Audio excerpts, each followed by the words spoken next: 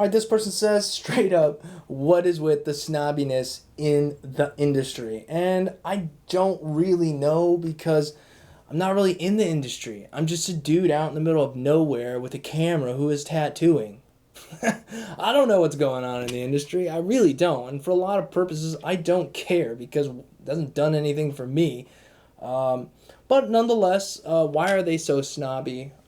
And this isn't everybody. I mean, I've talked to plenty of people here in the comments who've been tattooing a long time. They're not snobby. They're decent people. But obviously, they're probably also not really in the industry. I know why a lot of people don't like what we do, and that is because it's competitive. Like any industry, it is competitive. If I'm a carpenter and now my neighbor's a carpenter, like what the heck, man? Now he's going to start infringing on the people, my work. Right? Now that guy's a carpenter now too. What the heck? But keep in mind, they're just learning to be carpenters. You've been doing it for a longer time, maybe, whatever. Maybe you could help them out. Maybe you hire them to come work on for your carpentry company. I don't know. But that's where it comes down to. It's competition. It's it's also and understand too, people would like tattooing to have a good name. So when there's, a lot of people tattooing, maybe making mistakes, then maybe it gives us a bad name. But at the end of the day, I still know way more people were making tattoos in the past with no information, making huge mistakes. At least nowadays, there's some information out there so you can, at least have the tools to do decent tattoos or okay tattoos or whatnot when you're getting into it. I don't know. That's about all I can assume is that people just don't want you in there, and so they're kind of mean to you about it. They're get out of here. And why are they arrogant is because I think that just comes with the whole art thing. Everybody is like, their work is better, and if you're not at this level, then you don't exist. And it's like, come on, that's not even reality. Then there would be like 5 people. There would be like 5, 10, 100 people tattooing everybody in the whole world. Obviously, we can't have that. So we have different people at different levels in every industry, everywhere. But why does everybody kind of hate each other in this one? Again, I think it's competition. I think it's that's about all I can come up with. Let me know what you guys think. Tell me why people are that way in this industry. And let's have a conversation about it. But I don't know. Good question, though. Good question. Fair. I don't really have the answer. Because, again, I'm not really in it that much. Welcome, guys. And in today's video, we're answering your tattoo comments. So, let's go.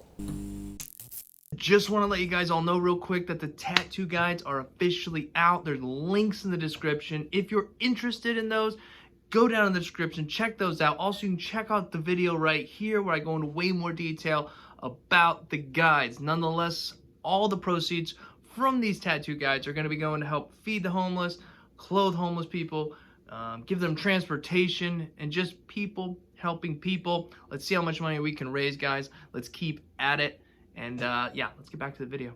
Okay, this person says, when starting out, what needle sizes would you say are a must-have? Now, I don't know about a must-have, but when you're getting into liners, I would say get yourself a 9-round liner. Now, this is just me. Some people really prefer the 7-round liners. Some people really prefer the 5-round liners. Maybe split the difference and go with the 7-round liner. Okay? 7, a 9. I wouldn't go too much smaller than that right off the bat because the smaller the needle, the harder they are to line with at first because you see a little bit more of those imperfections. Another thing I would get is I would get a 7-round shader. That's going to give you a little bit of a thicker line and it's going to have a little bit more leeway. It's also going to get you comfortable using round shaders.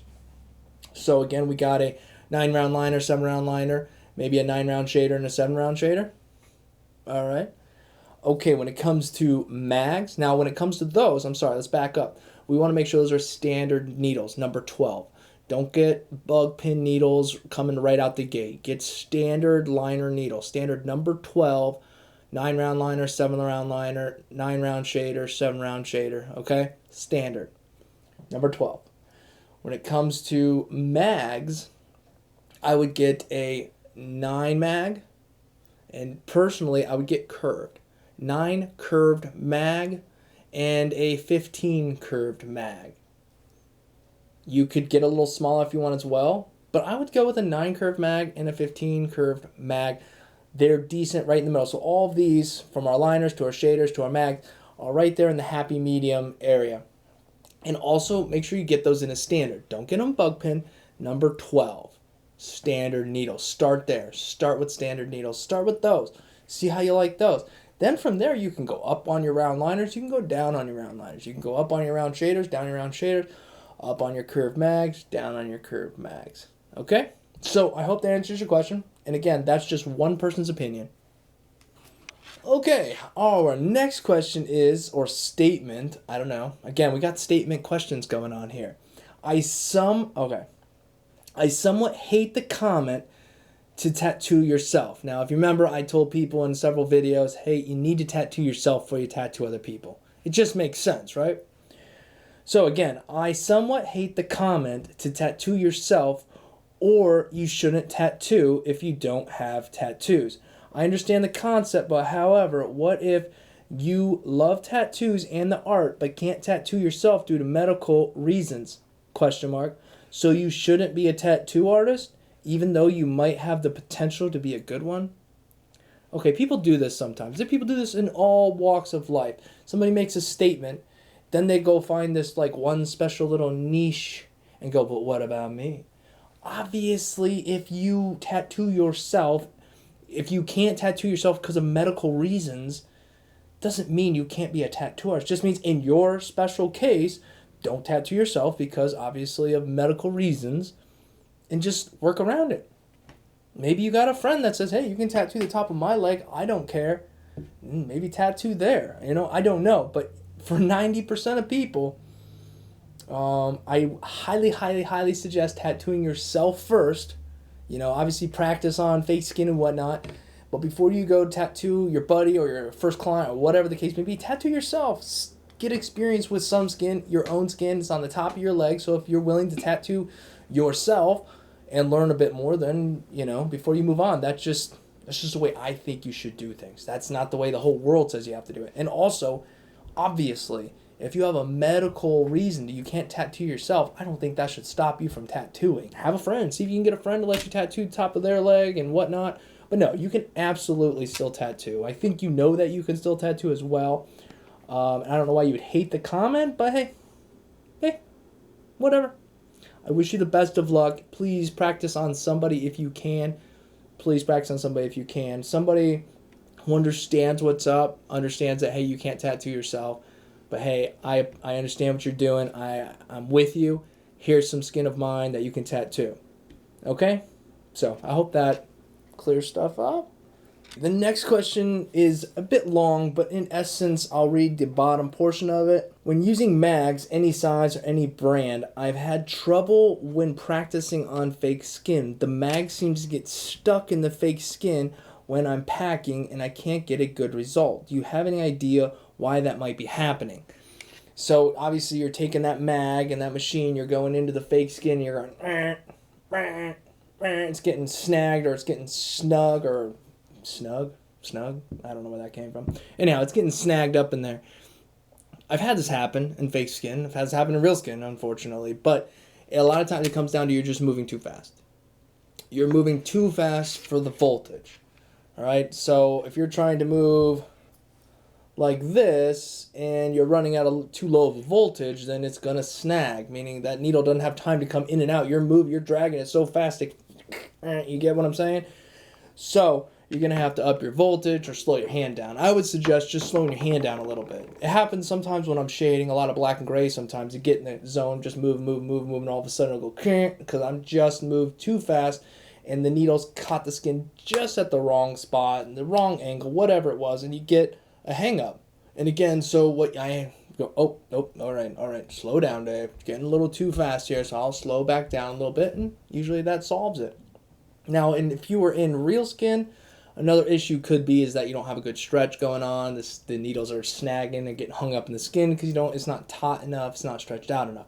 If you're on fake skin, it could be something similar too, because that fake skin, sometimes you need to hold some tension on it. You need to stretch that out every once in a while as well, so that could also be part of the problem. Either way, I hope this helps you out. All right, this person says, can I use a 9-round liner for shading? Sure you can. I imagine they commented that on the stipple video, so I imagine for stippling, yes, you can absolutely use a 9-round liner for stippling. Again, that is just dependent on the voltage and how you move your hand. It's going to give you those sort of like dot effects, and you can use a 9-round liner for sure to do the same exact thing. Get comfortable with it, practice that on fake skin, so you know how that feels and you know how that looks and whatnot before you take it to real skin. If you're learning that or practicing that. But yes, a 9-round liner, you can definitely use that to stipple with and shade with. Or stipple shade with. This person here asks, Dave, thank you for all your help, but I have to ask, what is your current struggle right now?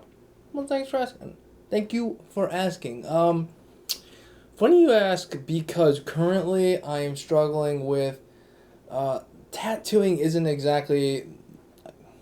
the real struggle sometimes. Tattooing is always a struggle, and it's always something we're trying to improve on, yada yada.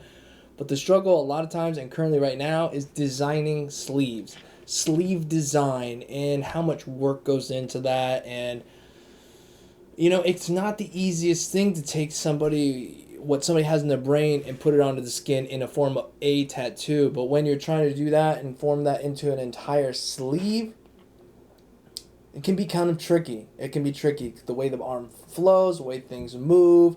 When you move your arm, what's here is now here and there and whatnot. So that is currently where I'm at right now. I'm working on sleeves. I have a few that I'm working on right now, and there's a few that I'm designing right now. And that is actually quite tricky to really be happy with it in the end, make sure the client's happy with it in the end. Because a lot of times what happens is you spend a whole lot of time on something and it's not quite what they want. So you got to spend a whole lot more time on it again. And it is the process. But the great thing about designing sleeves and working on sleeves is you put a lot of time on the front end. But on the back end, you already have it totally designed. So as you work down every session, you already have it all designed. You just have to execute it at this point, right? So there's a give and take. You can spend hours and hours and hours designing that sleeve, days designing that sleeve, but then you're going to be working on that sleeve for months, so it could absolutely, again, you're putting that work in on the front end. On the back end, the client's showing up every month or every other week or however often you have it, and you're just continuing to work as you go. But anyhow, yes, sleeve design and whatnot is currently what I'm working on. It's currently what I'm trying to get more efficient at. And I will say, if you're trying to do sleeve work and stuff like that and you don't have a tablet, I'm telling you, it makes life a lot easier. It's still hard. Still not the easiest thing in the whole world.